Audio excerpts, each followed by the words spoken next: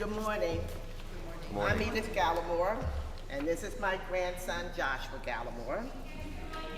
Hold the mic closer to you. And this is my grandson, Joshua Gallimore.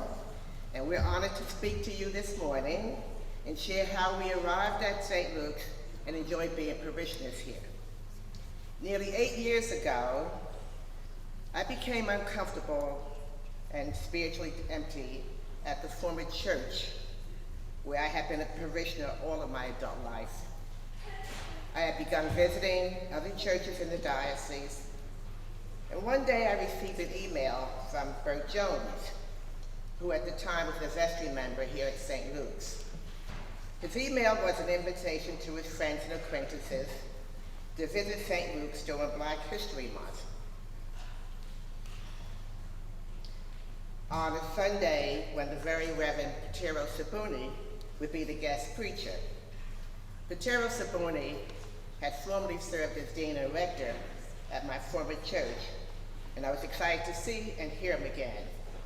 So on that Sunday, with Joshua's other grandmother, Patricia Haynes, we decided to come to St. Luke's. We were welcomed at the door by the Reverend John Linnell and Bert Jones. We were impressed by the warm and welcoming and comfortable reception that we experienced that Sunday. So, we decided to come the next Sunday to confirm that it was not the Sabuni effect, but the comfort of St. Luke's. When we arrived at the door, John extended his hand, and I introduced myself. His response was, "I know who you are, Edith." I responded by I said, "Did my reputation precede me?" And he said something like that. Upon later reflection, I remembered that he and I had served on diocesan council together shortly after his arrival at St. Luke's. Our initial feelings about St. Luke's were confirmed on that second Sunday, and Pat and I have been attending every Sunday since then. Turn the page, Edith. Joshua, help me. Okay, thank you.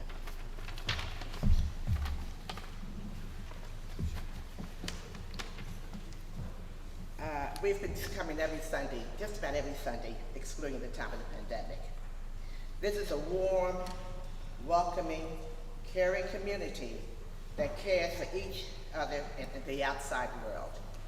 And I have made so many friends since I've come here. During our early time here, we attended the newcomers welcome reception. And during that reception, Sue Villarosa approached us to sign up to become members of the coffee hour team. Pat and I signed up, and we served on teams up until the time of the pandemic. Early on, I met with Father John and shared with him that I would like to serve as a lector and that I was a licensed Eucharistic minister within the diocese. I was allowed to serve in these capacities. Denise Price invited me to become a member of the welcoming committee, which I accepted. At the invitation of Peter Kim, I have become a member of the Dream Team, a subcommittee of the vestry. You will shortly be learning about the committee's plans. Most every Sunday, except today, John. Some other things going on. Mentions wearing the name tags that hang at the rear of the church. And I don't think he's been very successful with that, although I wear mine every Sunday. I know who you are, Edith Gallimore. Prior to the pandemic, during the sharing of peace, we left our pews and walked the church. During this time, I took it upon myself to ask people why they were not wearing their name badges. As a result, more people began wearing those name badges. Allison Curtin used to sit behind me in the pew behind me. on Sundays with her son. Allison no longer sits there. Why?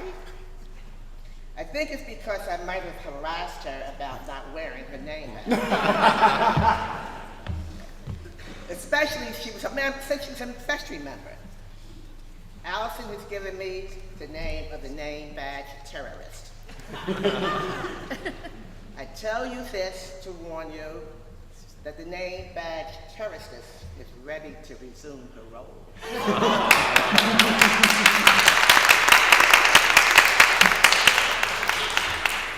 Before turning this over to Joshua, I would like to share with you that I know Jesus loves me.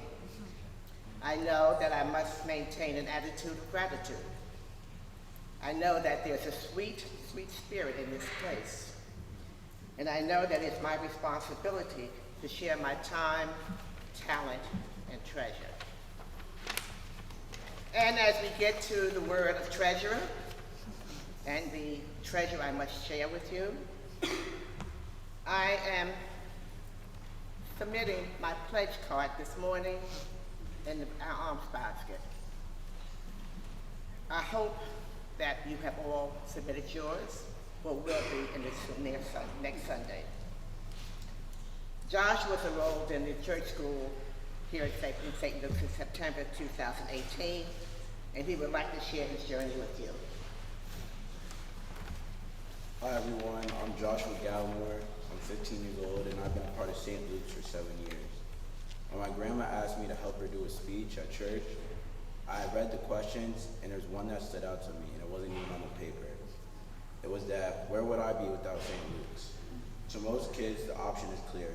They could go to church or they could play video games at home or play with some friends. For me, the answer will always be St. Luke's Church. I've never left the church one time without learning something new or learning something new about somebody else. I think that's a part of what draws me back every single time. I think another part that makes me love St. Luke so much is that unlike other kids, I'm not forced to come to church. So I really love the church experience every week. This church is a loving community and every time I come, I feel great and I have a laugh with my friends. To me, God is a role model and it makes me want to feel perfect. This is why I love this church so much. Before basketball games, I started a new tradition where I pray for my strength and the strength of my teammates. I do this so we could win the game, and I also pray for the opposing team.